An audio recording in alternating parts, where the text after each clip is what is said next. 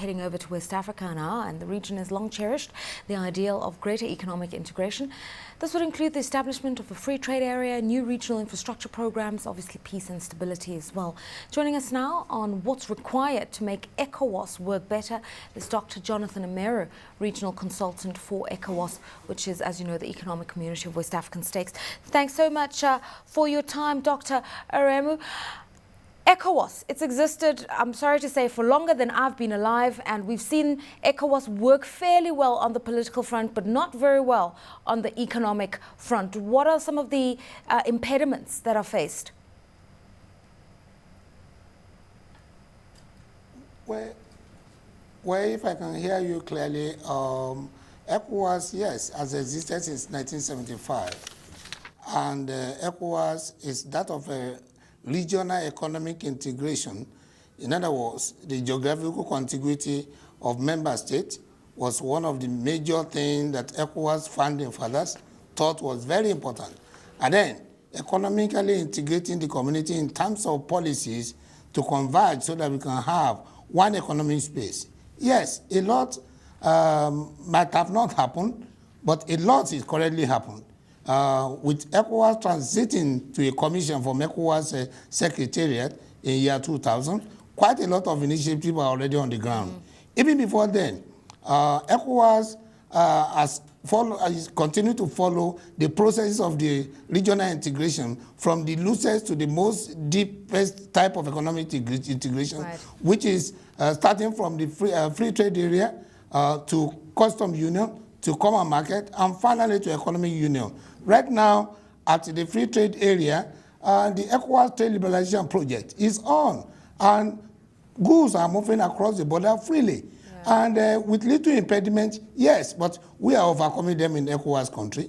Then the second stage, which is the custom union, is a situation in which we have a single kind of common external tariff in 5 bands, similar in all the 15 countries of ECOWAS. Right. So that when you are exporting to ECOWAS country, the import duty facing the commodity is the same in all the 15 countries. Right now, that is our final state. ECOWAS is equally going ahead with a common investment market in which we are going to have a sort of issue like a regional payment system. We are going to have a credit bureau. We are going to have a regional stock exchange. Okay. Quite a lot of other initiatives are going on in ECOWAS Commission. All right. So in very few times to come, you are going to see a lot of changes. Okay, so it sounds like there is quite a bit of impetus. Let's talk about how you deal with issues of infrastructure, because that is the big problem here, is you've got port facilities in Cote d'Ivoire, for instance, in Nigeria, but you just don't have synergy. You talk of gas pipelines in what is a very lucrative oil economy across the regions, but those projects have stalled for the longest time. So what's happening on the infrastructure front?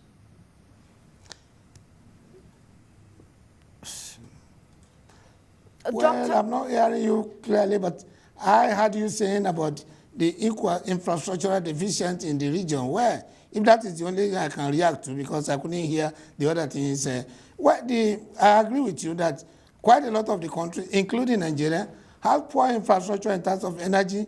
Even ports is not actually very good. It's not up to the standard or the volume of the traffic of goods that are coming in. But let me give you one assurance. ECOWAS is already aware of it. There's a whole Department of Infrastructure, and they are looking at these kind of issues on a daily basis and trying to put up a wonderful way of ensuring that all these infrastructural deficiencies are tackled in all the countries of the region. We are aware of the fact that without efficient infrastructure, trade facilitation among members, even outside the member state, coming to the region can be a very serious problem. But ECOWAS Commission is not resting. We are very much aware of that, and a lot is being done at ECOWAS Commission to address all those infrastructural deficiencies. There's a power pool going on, there is a pipeline, gas pipeline going on, there is quite a lot of linkage roads that are going on.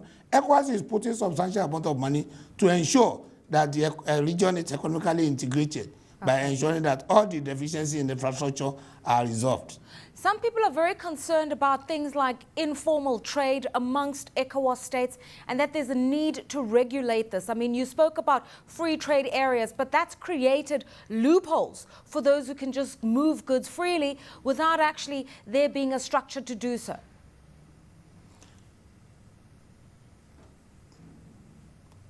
Well, the issue of goods crossing borders unofficially is not limited to ECOWAS region, but in ECOWAS region, as much as possible, the member states are very much aware.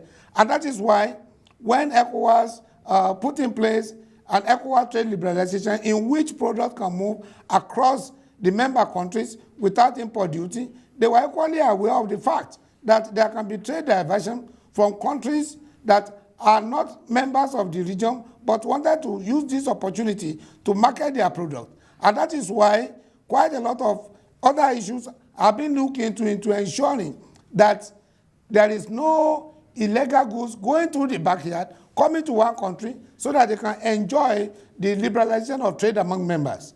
Some examples were equally discovered of recent, in which certain product came from a country from overseas, enter one ECOWAS region, but over there, it was repackaged and labeled as if it's coming from a member country, and then it was about to enter another country within ECOWAS.